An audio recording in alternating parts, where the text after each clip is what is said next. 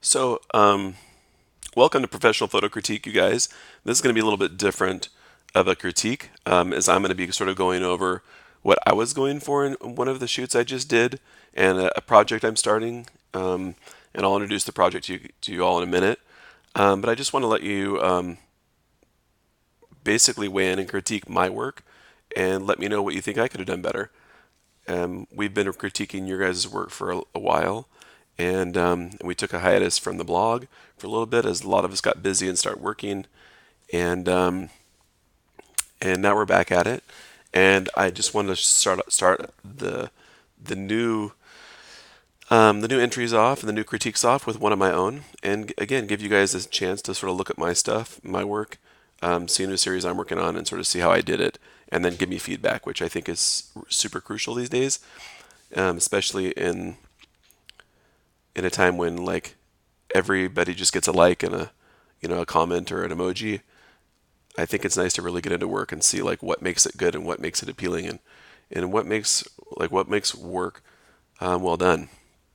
So you see I have Lightroom opened here, and this is just to show you all a little bit about how I set this up. It is a clown shoot, and I was interested in shooting clowns for a long time. I posted on message boards all over everywhere for clowns, trying to hire them, and I offered them upwards of $1,000 just to come shoot and work on the project with me. And because I wanted a darker feeling for my series and not so much of a happy a happy series, no clown was interested in doing that. They have this like creed or this they take this like oath or something that says, we will not perpetuate a fear of clowns. And unfortunately, that's what my series is sort of about. Is It's a self-portrait series about clowns and about a sort of a dark clown.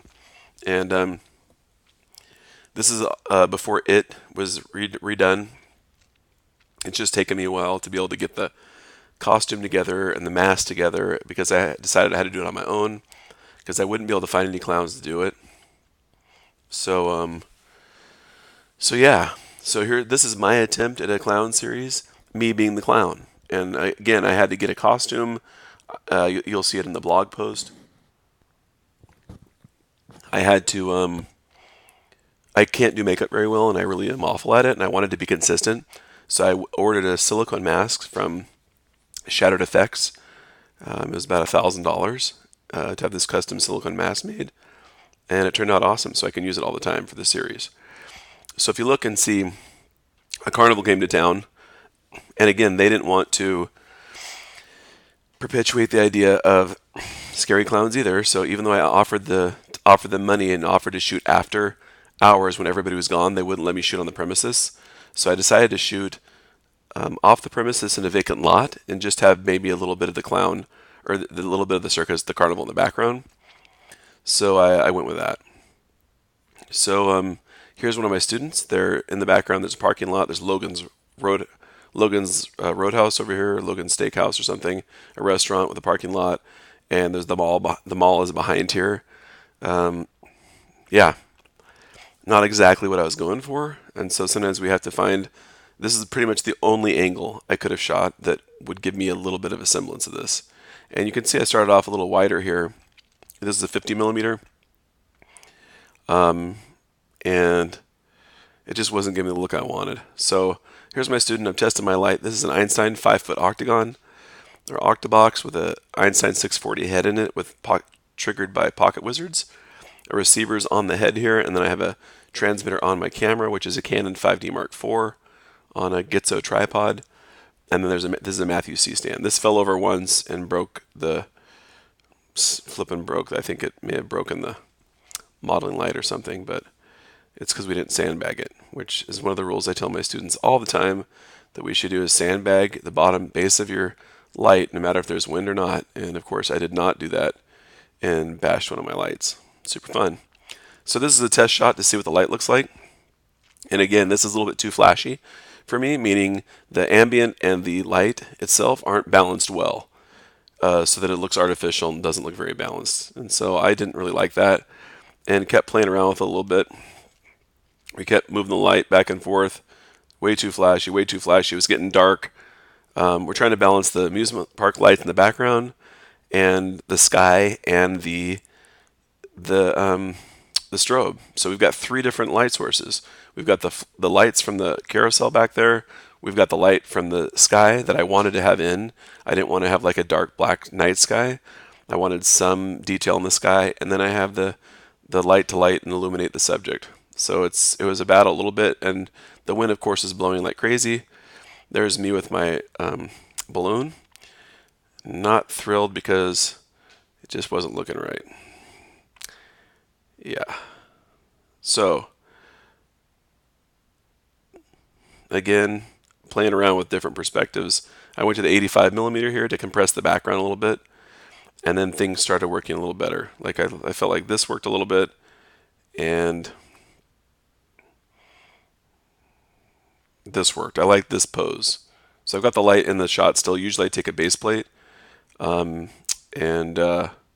which is a shot with no light, with nothing in it, no light, no nothing, and I keep it on the tripod, and I use that as a base plate for my information. But my student moved the tripod with my camera on it before I could grab that shot, and so I had to take the 5-foot octagon out of the sky. So it wasn't drastic, but it was another step I didn't really want to do. So I exported this shot and this shot. I like the balloon here, and I like myself here, and I exported both of those shots out as PSDs to work on them in Photoshop. And I'll show you what it looks like. So in Photoshop, this is the one I'm working on.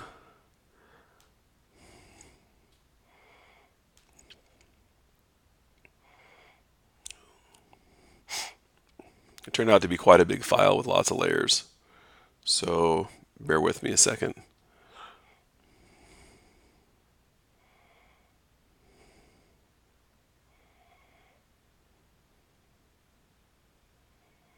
Or a minute, dude, I don't even know. Okay, so here's the end shot that I sort of liked. Actually, I think I actually did put a little more of a curve layer on the final one.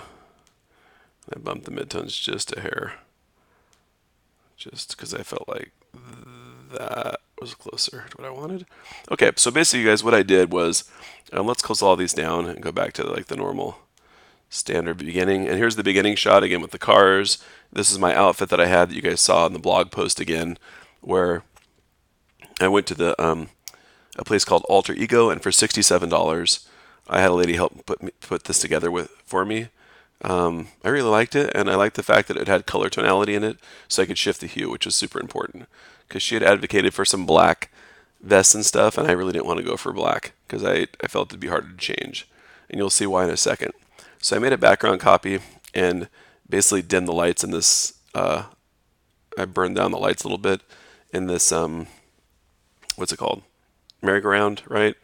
And then I'm not even sure this is here. Why that's there? It's there for no reason. Oh, maybe it was there for a reason. Okay. No, it's not.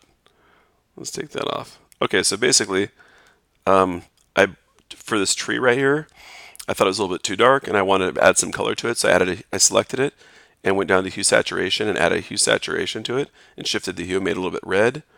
This folder called Cleanup, you'll see it takes out everything else.